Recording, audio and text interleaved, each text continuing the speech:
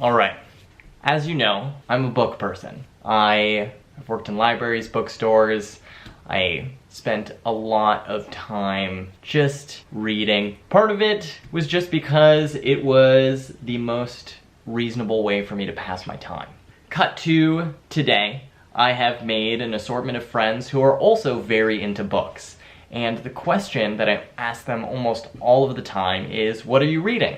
It extends beyond that. I'll ask people what movies they're interested in. Contrary to popular belief, I do take recommendations, but they're very, I try to take them from people who understand what I'm into. It's clearing the air on that one. Part of that is reaching out to a specific collection of people that I know who read not necessarily a lot of books, but read with a lot of focus. These are other people who have worked in libraries and bookstores, just because I feel like they kind of get the taste that I have just from their exposure to books as well.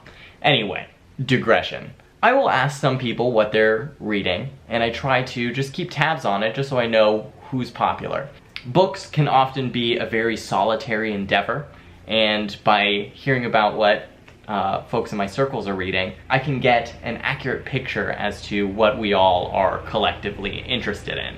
This spawned a project that I call CultureBucket. You can take a look at culturebucket.wordpress.com. But every year, I will ask a small selection of people what their favorite things were from that year.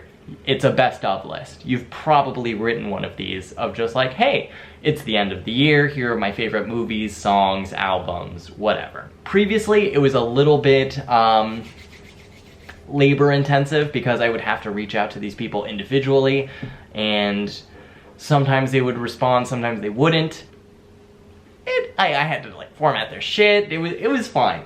I love doing it, so I'm fine.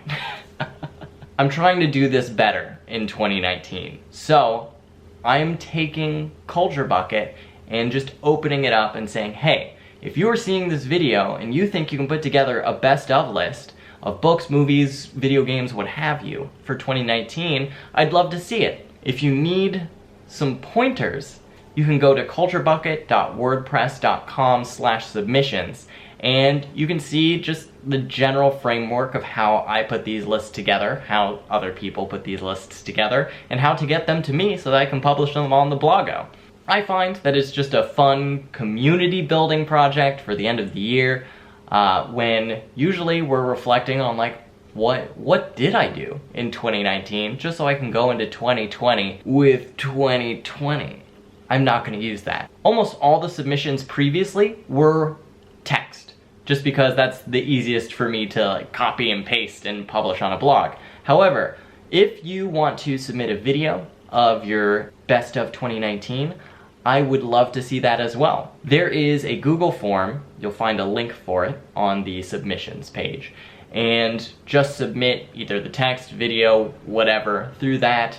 It'll send it to a Google Sheet for me, and we'll be able to work from there, and I'll publish them as I get them. That's the lowdown. I would love to see what you have consumed media-wise this year, and very soon I'm going to put together my own list. The deadline is December 31st, 2019. Is it a hard deadline? No, because I am not your professor. Just get it to me if you'd like to do it. If it's sometime in January, February, that's fine, but the goal is to get these published by December 31st, 2019. One thing that CultureBucket allows me to do is explore the idea of curation as its own art form. And what I mean by that is that the internet is full of stuff. Too much stuff. And all of us who use it daily just find little ways to just organize the things we find. I use Pocket so that when I find a good article, I'll just bookmark it on my Pocket page and save it to read for later. I have favorites lists on YouTube, and now I'm trying to curate my TikTok feed, and it takes a little bit of focused effort. I find, especially on Spotify. On Spotify, there's so much that I can look at, and I love the curated Spotify playlists that are made by either Spotify employees themselves, or individual users, or even artists. Speaking of which, I'm gonna go through a couple curators on the internet that I really like, one of which is Grace Spelman. I had to look up who Grace Spelman was. It looks like she's a writer, performer who also used to work at Buzzfeed, but I saw a video on The Outline, another magazine, and Grace Spelman makes very specific playlists on Spotify. You can follow them, they're public, but they are gathered by themes such as songs where someone goes in it.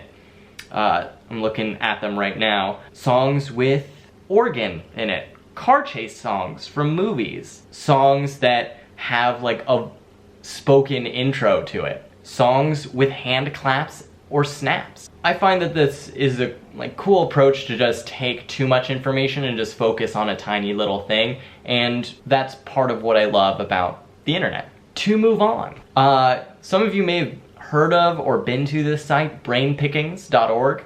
It's run by a woman named Maria Popova. I'm gonna find her title right now. I just think Maria Popova is really cool because she reads a lot of books very quickly. Maria Popova, writer, blogger, literary and cultural critic. Her website focuses on a lot of books that you can get out of the library. She gathers a lot of old philosophy and just text that is very inspirational. So it talks about creativity, art, love, knowledge, education, and stuff that feels like it's still relevant today. I read somewhere, I don't know if this is true, but Maria Popova described herself as a curator of interestingness, and I love that. I think we all are, in our own ways, curators of interestingness, or at least, maybe not all of us. Great site. I've definitely seen some of my favorite quotes and authors featured here, which constantly brings me back. Her Instagram also just takes particularly good snippets and shares them, so I highly recommend checking this out. Next up, one of my friends sent me this website, usesthis.com. A little more tech focused, but it is interviews with people who are tech savvy, sharing the software and hardware that they use on a daily basis. I'm looking at it right now. There are over 1,000 interviews here with game developers, artists, photographers, just talking about the things they use to make the stuff that they like. I think the most interesting thing for me is seeing that sometimes some of the more innovative people I know don't have the most cutting edge equipment at all. They just use stuff that works for them, which is helpful for us who kind of think that, oh, I want to start on a project, I need the newest, latest, greatest stuff. Often you don't. I am personally a fan of using what is free and available and cheap to show people, hey, this is what I can do. If I had access to even better tools, imagine what I could do with that.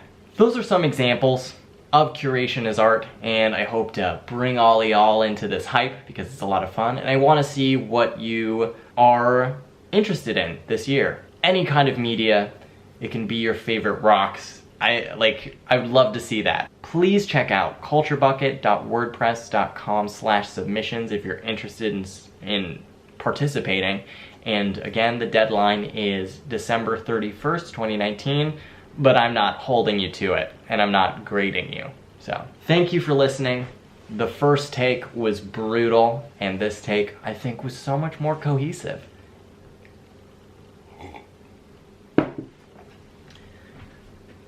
Oh. Yeah, I don't know what I'm gonna do today.